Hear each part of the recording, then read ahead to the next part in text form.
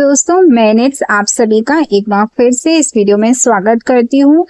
Video start करने से पहले हम फटाफट क्विक रिवीजन कर लेते हैं जो भी हमने अभी तक पढ़ा है उसका। आप लोग वो वीडियोस जाके जरूर चैनल पे देखिएगा। अगर आपने वो वीडियोस देख लिए तो आपको उस वीडियो में जो भी बताया है वो तुरंत याद हो जाएगा। आपको कोई दूसरा वीडियो देखने की जरूरत नहीं पड़ेगी।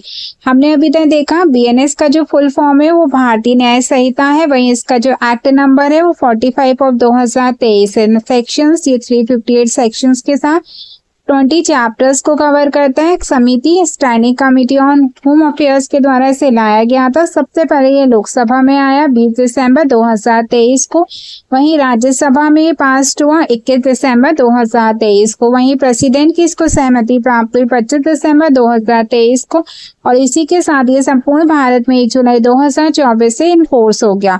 हमने सेक्शन 1 में सेक्शन 1 से लेकर 6 तक के क्लॉज दिए गए, जिसमें सेक्शन 1 के पहले क्लॉज में बात की गई है संक्षिप्त नाम जो भारतीय न्याय संहिता 2023 होगा। 2 में बताया गया कि केंद्र सरकार आधिकारिक राजपत्र में अधिसूचना द्वारा नियुक्त तिथि करेगी। 3 में बताया कि भारत के भीतर जो भी अपराध किए जाते हैं वो भारत में ही दोषी माने जाएंगे। 4 में बताया गया भारत के बाहर किए गए किसी भी कृत्य को भारत में किया हुआ माना जाएगा। वहीं 5 में बताया गया कि किन अपराध पे लागू होगा। तो अगर भारत के किसी विमान द्वारा, किसी कंप्यूटर द्वारा अगर भारत के बाहर भी कोई अपराध किया जाता है तो ये माना जाएगा कि वो भारत में ही किया गया है। वहीं 6 क्लॉज बात करता है कि ये किस पे प्रभावी नहीं होगा। तो ये तीनों सेनाओं पे लागू नहीं होगा। ये स्पेशल लॉ पे, लोकल लॉ पे ये अप्लाई नहीं होगा। वही अगर हम आगे देखें, हमने सेकंड देखा था सेक्शन 2 जो डेफिनेशंस के बारे में बात करता है, जिसमें हम 1 से लेकर 7 तक की डेफिनेशंस को देखा था। जिसमें पहले नंबर पे हमारी एक्ट जो कि बताती है कार्यों की श्रृंखला के साथ कार्यों की, मतलब एक कार्य या कार्यों की श्रृंखला है वो भी कार्य होगी। एनिमल्स, मनुष्य के अलावा सभी व्यक्ति एनिमल्स होंगे। 3 बात करता है चाइल्ड जो 18 वर्ष से कम आयु के व्यक्ति को यहाँ पे चाइल्ड माना गया। वहीं 4 काउंटरफीट के बारे में बात करता है, मतलब किसी वस्तु को दूसरे वस्तु के सदस्य अगर हमें आश्रय से रखते हैं जो उसे क्या कर सके, धोखा कर सके, तो काउंटरफीट कहलाता है। वहीं 5 बात करता है हमारा कोर्ट के बारे में, जिसमें न्यायाधीश, कोई एक न्यायाधीश है या कोई न्यायाधीशों का निकाय है जो न्यायिक कार्य कर रहे हैं तो वो न्यायाधीश यानी कोर्ट का न्यायालय कहलाएगा। 6 में डेथ की बात कर रहे हैं, किसी मनुष्य की मृत्यु से जब तक इसके विपरीत स्पष्ट ना हो ये माना जाएगा किसी मनुष्य की डेथ हुई है। वहीं 7 डिसऑनेस्टी के बारे में बात करता है, मतलब किसी को अनुचित लाभ पहुंचाने के लिए या अनुचित हानि पहुंचाने के इरादे से अगर हम कोई कार्य करते हैं तो वो डिसऑनेस्टी यानी बेईमानी कहलाता है। वहीं हमने नेक्स्ट देखा था 8 से लेके 10 तक की डेफिनेशंस को, जिसमें हमारी 8 में बताया गया डॉक्यूमेंट यानी दस्तावेज की परिभाषा, जिसमें बताया गया कि किसी भी पदार्थ पर अक्षरों, अंकों या चिन्हों के माध्यम से व्यक्त की गई कोई भी बात जिसका उपयोग हम काय के लिए करते हैं, साक्ष्य यानी एविडेंस के रूप में करते हैं, वो हमारा क्या कहलाएगा, डॉक्यूमेंट्स कहलाएगा। जिसमें इलेक्ट्रॉनिक और डिजिटल दोनों ही डॉक्यूमेंट्स शामिल है। जिसमें हम एग्जांपल दे सकते हैं email, WhatsApp, chat, bank cheque, power of attorneys, अनुबंध, नक्शा, चेक, निर्देश, विनिमय पत्र, ये सब क्या है, डॉक्यूमेंट्स हैं। वही 9 बात करता है कपटपूर्वक यानी फ्रॉडुलेंट के बारे में, जिसमें किसी भी कार्य को धोखा देने के इरादे से अगर हम कोई कार्य करते हैं तो वो हमारा कपटपूर्वक कहलाएगा। वही 10 बात करता है लिंग के बारे में, जिसमें क्या नाम थे, पुरुष, महिला और ट्रांसजेंडर, जिसको भी नया ऐड किया गया है बीएनएस में, तीनों को शामिल किया गया। अगर ट्रांसजेंडर का अर्थ पूछा जाएगा तो ट्रांसजेंडर व्यक्तिगत अधिकारों संरक्षण अधिनियम 2019 की धारा 2K के अनुसार इसे ट्रांसजेंडर माना जाएगा। यहाँ पे हमने नोट किया है ट्रांसजेंडर को बीएनएस में न्यू ऐड किया गया है। वीडियो स्टार्ट करने से पहले आप लोगों से एक छोटी सी रिक्वेस्ट कि अगर आपको वीडियो पसंद आता है तो फटाफट वीडियो को लाइक कीजिए, अपने दोस्तों को शेयर कीजिए और अगर चैनल पर नए हैं तो जल्दी से चैनल को सब्सक्राइब कर बेल आइकॉन को दबाइए, जिससे मेरे लेटेस्ट वीडियो के नोटिफिकेशन तुरंत आप तक पहुंच सके। आज का हमारा पहला क्वेश्चन है भारतीय न्याय संहिता 2023 की धारा 211 किससे संबंधित है? ए कार्य से, बी सद्भावना से, सी पशु से या डी बालक से। तो जैसा कि हमने देखा है कि हमारा जो सेक्शन है किसकी बात कर रहा है, यहाँ पे 211 की बात कर रहा है। ठीक है, कार्य हमने काय में देखा है, तो कार्य हमने देखा है 2:1 में। ठीक है। सद्भावना पशु हमने देखा है काय में, तो पशु हमने देखा है 2 के 2 में। बालक हमने देखा है 2 के 3 में, जिसमें बालक हमारा 18 वर्ष से कम का व्यक्ति क्या कहलाएगा, बालक कहलाएगा। पशु मनुष्य के अलावा सभी क्या कहलाएंगे, पशु कहलाएंगे, ये हमने देखा। वहीं पे एक्ट मतलब कोई एक कार्य अगर हम कर रहे हैं, एक कार्य वो भी हमारा एक्ट है। यहाँ हमने कार्यों की क्या की हुई है, श्रृंखला, कार्यों की श्रृंखला, तो वो भी हमारी क्या कहलाएगी, हमारी एक्ट कहलाएगा।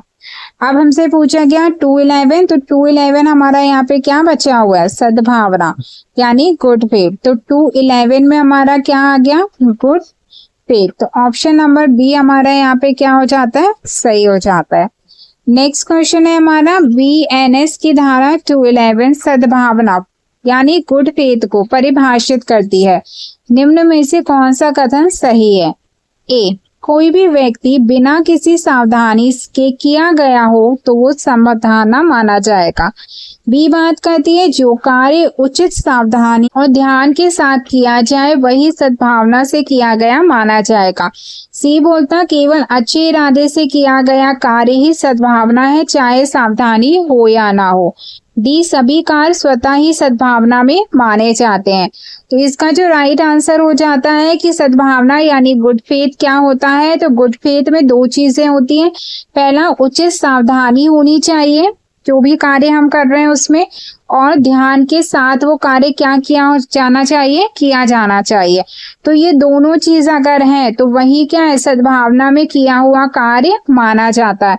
तो यहाँ पर हमारा ऑप्शन नंबर बी क्या हो जाता है, सही हो जाता है। नेक्स्ट क्वेश्चन है हमारा सद्भावना गुड फेथ के संबंध में निम्नलिखित में से कौन सा कथन विधि के अनुसार सही है।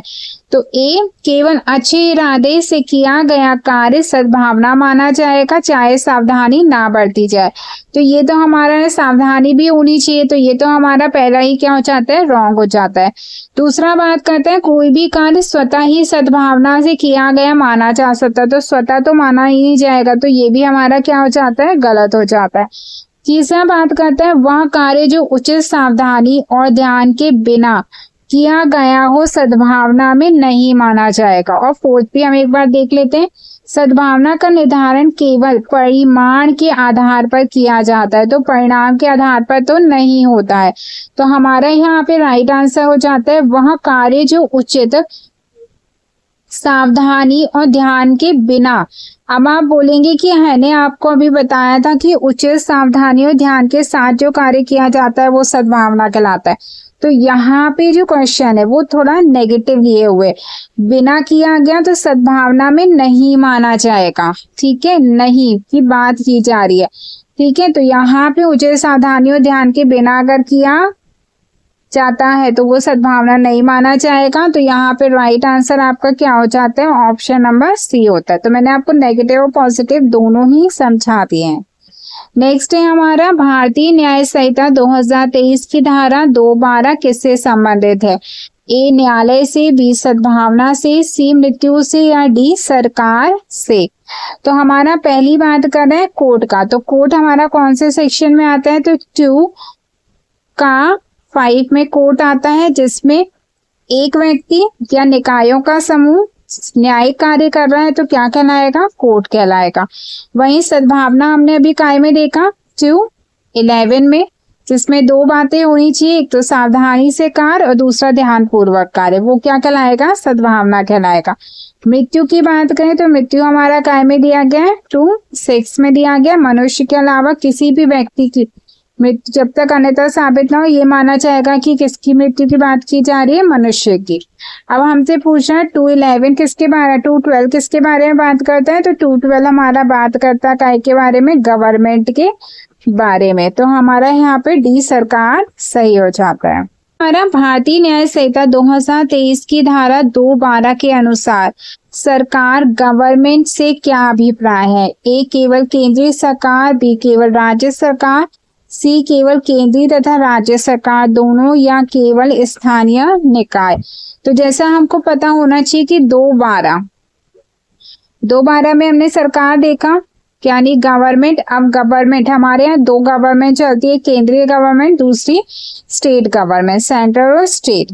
ठीक है, तो ये दोनों ही गवर्नमेंट को हम क्या करते हैं, गवर्नमेंट में शामिल करते हैं। तो हमारा जो राइट आंसर हो जाता है कि both the central government and the state government. Number C आपका यहाँ सही हो जाता है। नेक्स्ट है आपका भारतीय न्याय संहिता 2023 की धारा 213 किससे संबंधित है? ए बेईमानी, बी सद्भावना, सी संशय या डी दस्तावेज से। आपको ये सारे सेक्शन इसके पहले के बहुत अच्छे से याद हो जाएंगे अगर आपने मेरे पुराने वीडियोस देख लिए जो मैंने इससे पहले अपलोड किए, तो वो वीडियो जरूर देखिए एक बार जाके आप लोग। तो 230 सबसे पहला बात कर रहे हैं बेईमानी यानी डिसऑनेस्टी की। तो डिसऑनेस्टी हमारी इकाई में दी है, तो हमने पढ़ा था 27 में डिसऑनेस्टी दी हुई है।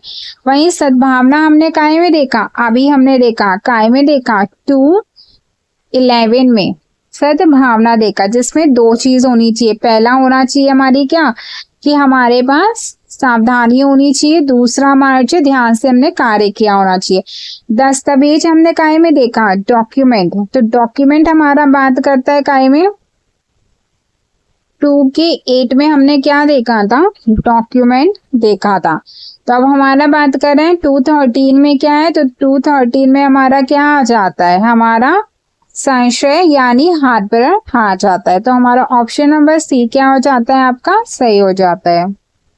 नेक्स्ट है हमारा भारतीय न्याय संहिता 2023 की धारा 213 के अनुसार हार्बरर यानी संशय देने में निम्नलिखित क्या क्या शामिल है? तो केवल किसी व्यक्ति को आश्रय, भोजन, पेय, धन, कपड़े, हथियार, परिवहन उपलब्ध कराना तथा उसे गिरफ्तारी से बचाने के साधन उपलब्ध कराना क्या है, हार्बर है। वहीं केवल आश्रय प्रदान करना, सी केवल आर्थिक सहायता देना या डी केवल परिवहन की सुविधा प्रदान करना।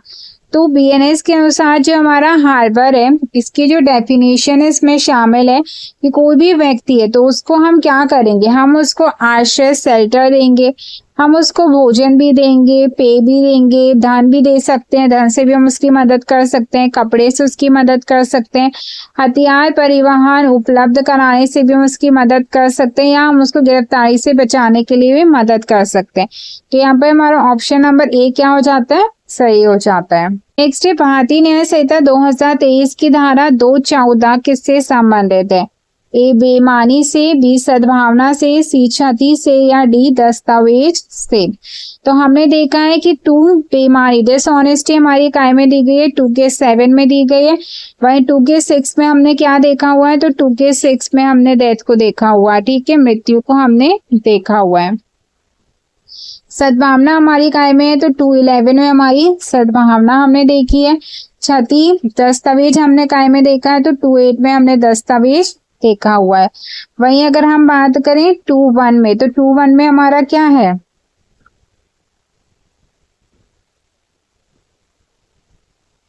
टू वन में हमने क्या देखा हुआ, तो 21 में हमारा एक्ट है, 22 में हमारा क्या था, एनिमल,